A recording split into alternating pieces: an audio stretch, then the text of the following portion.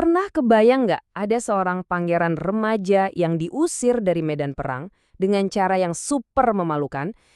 Beberapa tahun kemudian dia balik lagi, bukan cuma buat balas dendam, tapi buat jadi salah satu raja paling kuat dalam sejarah. Ini bukan dongeng loh. Ini kisah nyata yang luar biasa dari Henry Plantagenet, yang nanti kita kenal sebagai Raja Henry kedua. Yuk, kita bedah bareng-bareng gimana takdir, ambisi, dan satu pernikahan strategis bisa mengubah segalanya. Oke, sebelum kita ngomongin kebangkitan Henry, kita harus lihat dulu kondisi Inggris di pertengahan abad ke-12. Waktu itu situasinya benar-benar parah, saking parahnya sampai sejarawan menamainya periode anarki.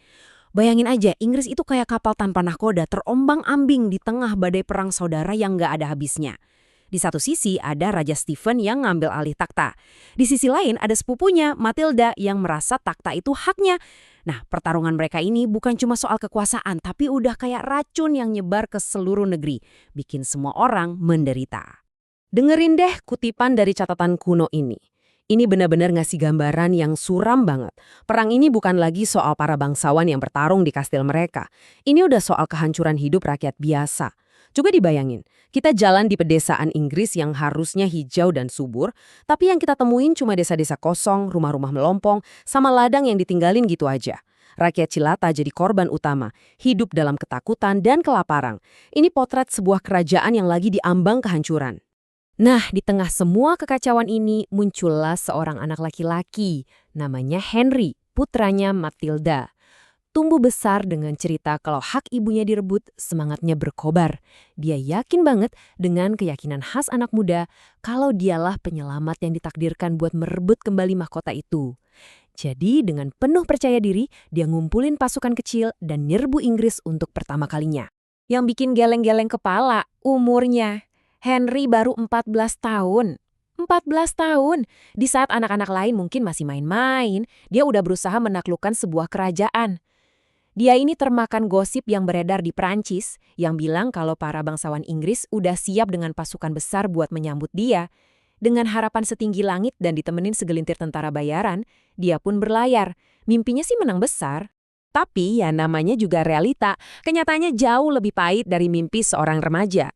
Gosip tadi itu benar-benar cuma angin. Nggak ada tuh pasukan besar yang nungguin dia. Pasukan yang kecil itu langsung kalah telak dalam beberapa pertempuran. Parahnya lagi, tentara bayaran yang dia sewa itu kan matre. Mereka bertarung buat uang. Begitu mereka sadar invasi ini nggak bakal menghasilkan apa-apa, ya udah mereka langsung cabut ninggalin Henry sendirian. Petualangan besar Henry berakhir jadi kegagalan yang super memalukan. Dan disinilah titik terendahnya. Sebuah penghinaan yang kayaknya bakal dia ingat seumur hidup. Dia terdampar di tanah musuh, nggak punya pasukan, dan yang paling parah, nggak punya uang sepeser pun. Saking putus asanya, Henry terpaksa melakukan hal yang nggak kebayang, minta bantuan ke musuh bebuyutannya, Raja Stephen. Dan Stephen, entah karena kasihan atau mau pamer kemurahan hati, malah ngasih dia uang buat ongkos pulang ke Perancis. Kebayang nggak malunya? Menerima sedekah dari orang yang mau dia gulingkan. Itu tamparan keras dari realita soal kekuasaan. Kegagalan itu bisa aja bikin dia trauma. Tapi takdir ternyata punya rencana lain. 4 tahun setelah kejadian memalukan itu, roda nasib berputar 180 derajat. Ayahnya meninggal dan Henry, yang sekarang umurnya 18 tahun, mewarisi 2 wilayah super kaya dan strategis, Anjou dan Normandia. Dalam sekejap, statusnya langsung naik. Dia bukan lagi pangeran remaja gagal, tapi seorang adipati muda yang kuat dan salah satu bangsawan terkaya di Prancis.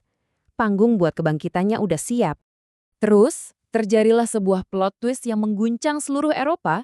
Bulan Maret tahun 1152, pernikahan Raja Prancis, Louis VII, sama istrinya yang super berkuasa, Eleanor Aquitaine, dibatalkan. Eleanor ini bukan cuma ratu biasa, dia itu penguasa Aquitaine, wilayah yang luas dan kaya banget. Nah, cuma 2 bulan kemudian, dalam manuver politik yang bikin semua orang kaget, Eleanor yang umurnya 28 tahun menikah sama Henry yang baru 18 tahun.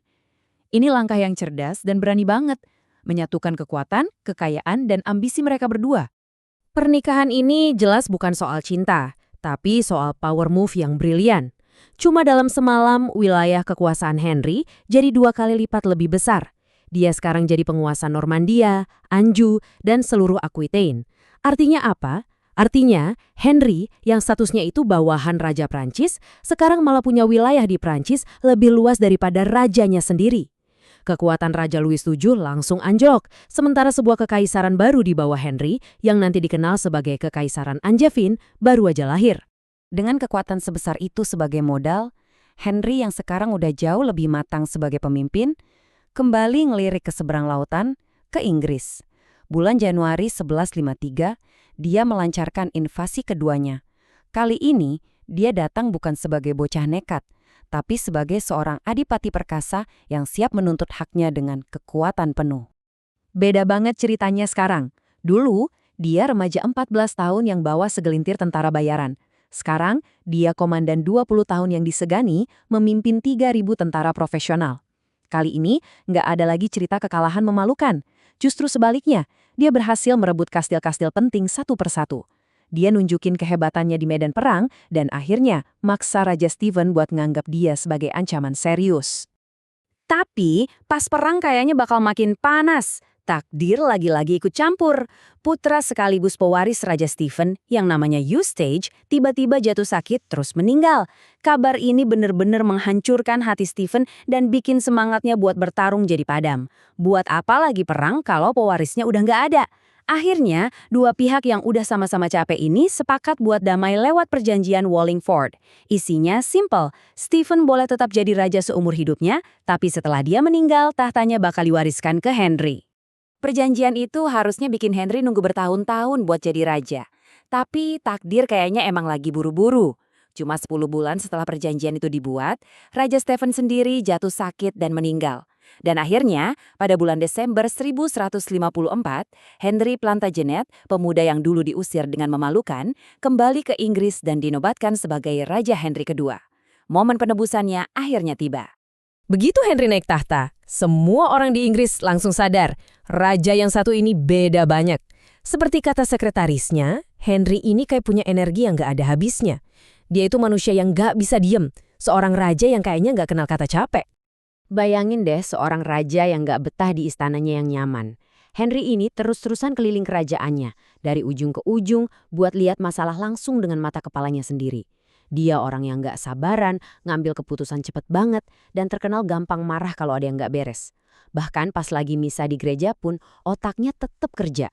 Dia bisa aja sambil bisik-bisik ngasih perintah ke menterinya. Dia ini bener-bener angin puyuh dalam wujud manusia. Tapi ternyata, energi yang meledak-ledak inilah yang justru dibutuhkan Inggris. Setelah hampir 20 tahun hidup dalam kekacauan, negara itu butuh pemimpin yang kuat dan tegas buat beres-beres. Henry nggak buang waktu sama sekali. Dalam minggu pertama setelah dinobatkan, dia langsung tancap gas buat memulihkan hukum dan ketertiban di seluruh negeri. Dua langkah pertamanya ini cerdas dan strategis banget. Pertama, dia usir semua tentara bayaran asing yang selama ini jadi biang kerok dan meneror rakyat. Kedua, dan ini yang paling penting, dia perintahkan penghancuran lebih dari 1.000 kastil ilegal. Kastil-kastil ini dibangun sama para baron buat jadi basis kekuatan pribadi mereka selama anarki. Dengan menghancurkan kastil-kastil itu, Henry sekaligus menghancurkan sumber pemberontakan mereka. Tentu, ada beberapa baron yang bandel dan coba melawan. Mereka kan udah kebiasaan jadi raja-raja kecil di wilayah mereka sendiri. Tapi mereka cepat sadar kalau masanya udah berakhir. Henry nggak main-main, dia pimpin langsung pasukannya, ngepung kastil para pemberontak dan menaklukkan mereka satu persatu. Kecepatan dan ketegasannya ngirim pesan yang jelas ke seluruh kerajaan. Melawan itu sia-sia. Otoritas raja udah kembali dan masa anarki akhirnya benar-benar berakhir. Dari seorang remaja yang dipermalukan jadi raja yang tak kenal lelah, perjalanan Henry II ini salah satu kisah comeback paling dramatis dalam sejarah. Dia berhasil mengakhiri kekacauan dan membawa kembali kedamaian ke sebuah negeri yang udah lama menderita. Tapi, ini baru awal dari pemerintahannya yang panjang dan penuh drama. Dengan energi dan ambisi sebesar itu, pertanyaannya sekarang adalah, kedamaian seperti apa yang bakal dia bangun dan warisan apa yang akan dia tinggalkan untuk Inggris?